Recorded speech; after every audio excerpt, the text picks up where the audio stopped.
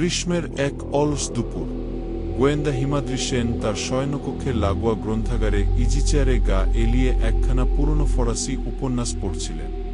সঙ্গী হিসেবে ছিল তার বন্ধু ও সহকারী দেবশিস, যিনি মফস্বলের পুরনো মামলার ফাইল ঘাঁটছিলেন।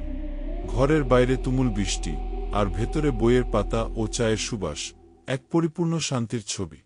এমন সময়ই টেলিফোনটা বেজে উঠল, যার তীক্ষ্ণ রিংটোন যেন মুহূর্তের মধ্যে সে শান্তি ভঙ্গ করল। ফোনটা ধরলেন দেবশিস। ওপার থেকে আসা কণ্ঠস্বরটি ছিল ভারী এবং স্পষ্টতই উদ্বিগ্ন। হ্যালো, আমি কৃষ্ণনগর থেকে বলছি। আমার নাম শুভ্র চৌধুরী।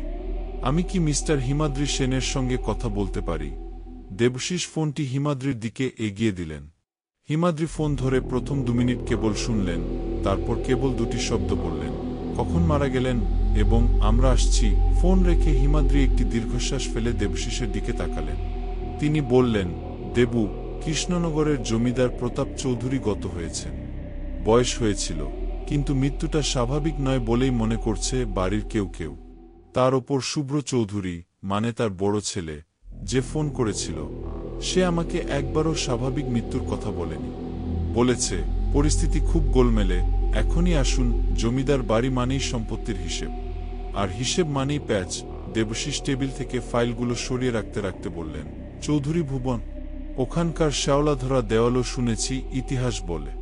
চলুন, আপনার নতুন শিকার ডাকছে। বিকেলের দিকে বৃষ্টি কিছুটা ধরেছিল। কৃষ্ণনগরের সেই সুবিশাল জরাজীর্ণ চৌধুরী ভুবনে যখন হিমাদ্রি আর দেবশিস পৌঁছালেন, তখন চারিদিকে এক থমথমে নীরবতা। গেটের বিশাল কপাট পার হয়ে ভেতরে ঢুকতেই মনে হলো যেন কোনো পুরনো অভিশাপ এই বাড়িটিকে গ্রাস করে রেখেছে। পরিবেশটা শোকের চেয়েও যেন বেশি চাপা উত্তেজনার। প্রতাপ চৌধুরী গত হয়েছেন দিন 3 আগে। শৌখিনতার শেষ চিহ্ন হিসেবে তার হাতে থাকা রূপোর বাটোয়ালা ছড়িটি সিঁড়ির কোণে রাখা ছিল। বাড়ির বৈঠকখানায় তাদের অভ্যর্থনা জানালেন শুভ্র চৌধুরী। তার পরনে সাদা পাঞ্জাবি, চোখে ক্লান্তি, কিন্তু মুখে একরকমের অস্বাভাবিক দ্বিধা। তিনি হিমাদ্রির সামনে এসে বললেন, আপনার আসার জন্য ধন্যবাদ মিস্টার সেন। আপনি না এলে এই ধোঁয়াশা কাটত না। শুভ্র জানান, তার বাবা প্রতাপ চৌধুরী মারা যান গভীর রাতে, নিজের শোবার ঘরে। ডাক্তার এসে হৃদযন্ত্রের ক্রিয়া বন্ধ হওয়ার সার্টিফিকেট দিয়ে গেছেন। কিন্তু গোলমাল শুরু হলো তার ঠিক পরেই। প্রতাপবাবুর মৃত্যুর একদিনের মধ্যে তার পুরনো এক উকিল একটি উইল নিয়ে হাজির হন, যেখানে সমস্ত সম্পত্তি বড় ছেলে শুভ্রর নামে লিখে দেওয়া আছে। সমস্যাটা তৈরি করেন প্রতাপবাবুর ভাগ্নী মৃণালিনী দেবী। তিনি বাড়িতেই থাকতেন এবং প্রতাপবাবুর খুবই ঘনিষ্ঠ ছিলেন। মৃণালিনী এসে চিৎকার করে ওঠেন যে এই উইল জাল। তিনি দাবি করেন প্রতাপবাবু এই ধরনের উইল করতে পারেন না, কারণ তিনি তার ছোট ছেলে অনির্বাণকে, যে কর্মসূত্রে বিদেশে থাকত, সম্পত্তির ন্যায্য ভাগ দিতে চেয়েছিলেন। মৃণালিনী দেবী বর্তমানে শারীরিক ও মানসিকভাবে খুবই ভেঙে পড়েছেন। প্রতাপবাবুর শোবার ঘরে ঢুকতে গিয়েও তিনি বারবার পিছিয়ে যাচ্ছেন ভয়ে। হিমাদ্রি স্থির দৃষ্টিতে শুভ্রর দিকে তাকালেন। শুভ্রর কথায় কোনো শোক বা আবেগ নেই, কেবলই কার্যসিদ্ধির তারা। হিমাদ্রি অনুভব করলেন, এই বাড়ির রহস্য শুধু উইলের মধ্যে সীমাবদ্ধ নয়। হিমাদ্রি প্রথম গেলেন মৃণালিনী দেবীর সঙ্গে কথা বলতে। তাকে পাওয়া গেল বাড়ির ছাদে। সন্ধ্যার ম্লান আলোয় তিনি একা দাঁড়িয়েছিলেন। তিনি খুব কষ্টে নিজেকে শান্ত করে বললেন, আমি জানি না কি হয়েছে, তবে আমার মামা স্বাভাবিকভাবে মরেননি। ওই উইল জাল। মামা শেষ কয়েক মাস বারবার বলছিলেন তিনি উইল পরিবর্তন করবেন।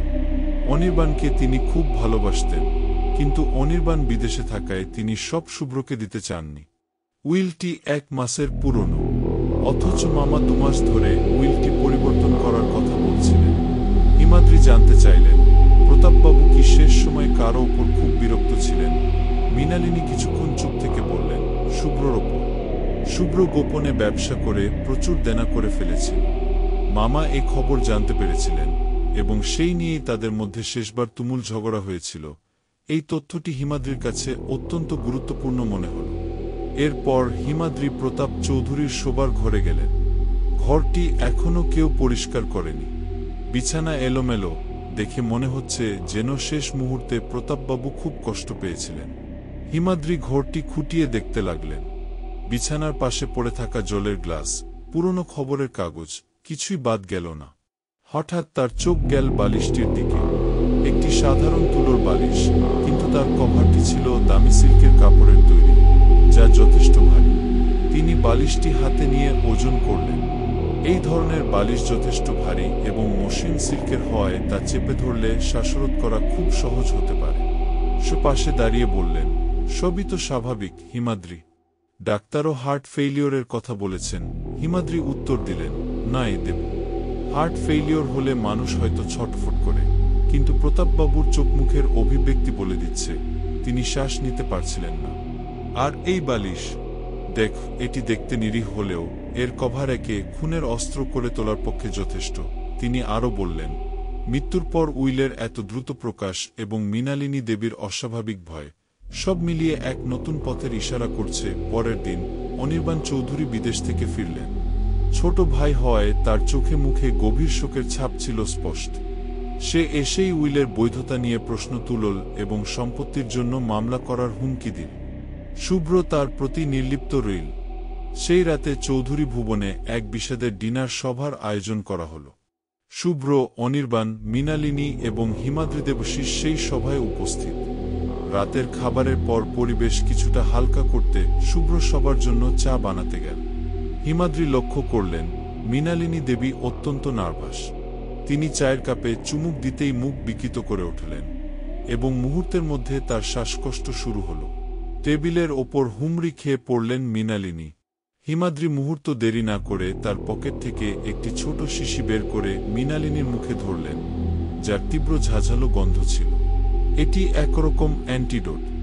দেবশিস দ্রুত ডাক্তার ডাকতে গেলেন। প্রাথমিক চিকিৎসা করার পর মৃণালিনীকে হাসপাতালে পাঠানো হল। হিমাদ্রি শুভ্রর দিকে তাকিয়ে বললেন, মিস্টার চৌধুরী, আপনি কি চা বানানোর সময় ভুল করে নুন বা অন্য কিছু মিশিয়ে দিয়েছিলেন? শুভ্র কাঁপতে কাঁপতে বলল, না, আমি শুধু চিনি আর চা পাতা দিয়েছি। অনির্বাণ রাগে ফেটে পড়ল। কিন্তু হিমাদ্রি ততক্ষণে নিশ্চিত হয়ে গেছেন এটি প্রতাপবাবুর স্বাভাবিক মৃত্যু নয়। কেউ একজন এই বাড়িতে খুনের চেষ্টা চালিয়ে যাচ্ছে। প্রতাপ চৌধুরীকে খুন করা হয়েছে, আর মৃণালিনী ছিলেন পরের শিকার, কারণ তিনি উইলের রহস্য জানতেন। হিমাদ্রি এবার নিজের ধাঁধা মেলাতে লাগলেন। কেন মৃণালিনীকে চায়ে বিষ দেওয়া হলো? নিশ্চয়ই সেই বিষ যা প্রতাপবাবুকে দেওয়া হয়েছিল, কিন্তু তা অল্প পরিমাণে ব্যবহার করা হয়েছে। তিনি শুভ্রর ওপর নজর রাখলেন, কারণ চা সেই বানিয়েছিল। তার চোখ পড়ল প্রতাপবাবুর পুরনো একটি আলমারিতে, যা শুভ্র খুব দ্রুত তালা বন্ধ করতে চেয়েছিল। হিমাদ্রি জোর করে আলমারি খুলতেই দেখতে পেলেন ভেতরে প্রতাপবাবুর হাতে লেখা একটি ব্যক্তিগত ডায়েরি। ডায়েরির শেষ পাতায় লেখা, শুভ্রর দেনা খুব বেড়ে গেছে, ওর লোভ আমাকে ভীত করছে। আমি কালই অনির্বাণকে সবটা লিখে দেব। উইল বদলানোর জন্য উকিলকে শেষবারের মতো ফোন করেছি। নতুন উইলটির একটি কপি। লেখাটি অস্পষ্ট। হিমাদ্রি নিশ্চিত হলেন প্রতাপ চৌধুরী নতুন উইলের একটি কোডিসিল বা সংযুক্তি কোথাও লুকিয়ে রেখেছিলেন, যা মৃণালিনী হয়তো জানতেন। শুভ্র এটা জানার পরে খুন করেছে, কিন্তু কিভাবে? ডাক্তার তো হার্ট ফেইলিওরের কথা বলেছেন। তিনি শুভ্রর অতীত ঘাঁটতে গিয়ে জানতে পারলেন শুভ্র একসময় অল্পদিনের জন্য উদ্ভিদবিদ্যা নিয়ে পড়াশোনা করেছিলেন। তিনি বেশ কিছু বিরল বিষাক্ত গাছপালা চিনতেন। হিমাদ্রি ডায়েরিটা হাতে নিয়ে শুভ্রর কাছে গেলেন। তিনি সরাসরি শুভ্রর মুখোমুখি হয়ে বললেন, আপনার বাবা স্বাভাবিকভাবে মারা যাননি মিস্টার চৌধুরী, আপনি তাকে খুন করেছেন। শুভ্র প্রথমে অস্বীকার করল, কিন্তু হিমাদ্রি তার প্রমাণগুলি একে একে সামনে আনলেন। খুনের ধরন, আপনার বাবা হার্ট ফেইলিওরের রোগী ছিলেন না, তাকে শ্বাসরোধ করে মারা হয়েছে। কিন্তু শ্বাসরোধের জন্য আপনি একটি বিশেষ অস্ত্র ব্যবহার করেছেন, এই সিল্কের ভারী বালিশটি। ভারী সিল্কের কারণে এটি সহজে মুখ ঢাকতে পারে এবং শ্বাস বন্ধ করতে পারে, যা আপাতদৃষ্টিতে সাধারণ বালিশের মতো মনে হলেও আসলে সেটি নয়। বিষ প্রয়োগ, মৃণালিনী দেবীকে যে বিষ দেওয়া হয়েছে তা হল এক বিশেষ ধরনের লতানো উদ্ভিদের নির্যাস, যা প্রচণ্ড শ্বাসকষ্ট তৈরি করে। এই ধরনের বিষ বাজারে সুলভ নয়, কিন্তু উদ্ভিদবিদ্যা নিয়ে পড়াশোনা করা একজন সহজেই এটি চিনতে পারে। আপনি চায়ে সেই বিষ মিশিয়েছিলেন। উদ্দেশ্য ও উইল, আপনি দেনা পরিশোধ করতে মরিয়াছিলেন। আপনি জানতে পারেন যে প্রতাপবাবু উইল বদলাতে চলেছেন, তাই আপনি তড়িঘড়ি উইলটি জাল করে তার আগেই তাকে খুন করেন। মৃণালিনী দেবী একমাত্র ব্যক্তি ছিলেন যিনি আপনার বাবার নতুন কোডিসিলের কথা জানতেন, তাই তাকে সরিয়ে দিতে চাইলেন। হিমাদ্রি এরপর টেবিলের ওপর ডায়েরিটি রাখলেন, যেখানে প্রতাপবাবু নতুন উইলের কথা লিখেছিলেন। শুভ্রর সমস্ত প্রতিরোধ ভেঙে গেল। সে হাঁটু গেড়ে বসে কাঁদতে কাঁদতে স্বীকার করল, লোভের কাছে সে হেরে গিয়েছিল। সে ভয়ে ছিল, যদি ছোট ভাই সম্পত্তি পায় তবে দেনা মেটাতে তাকে সর্বশান্ত হতে হবে। পুলিশ এসে শুভ্র চৌধুরীকে গ্রেফতার করল। চৌধুরী ভুবন থেকে সেই অভিশাপ যেন ধীরে ধীরে দূর হল। সম্পত্তির লড়াইয়ে এক ভাই হারিয়ে গেল অন্ধকার জগতে। হিমাদ্রি সেন ও দেবশিস পরের দিন সকালে যখন ট্রেন ধরলেন, তখন কৃষ্ণনগরের আকাশ শান্ত ও পরিষ্কার। দেবশিস বললেন, পুরনো জমিদার বাড়ি মানেই রক্ত, লোভ আর গোপন কথা। হিমাদ্রি মৃদু হেসে বললেন, আর সেই গল্পগুলোই তো আমাদের কাজ জুগিয়ে রাখে দেবু।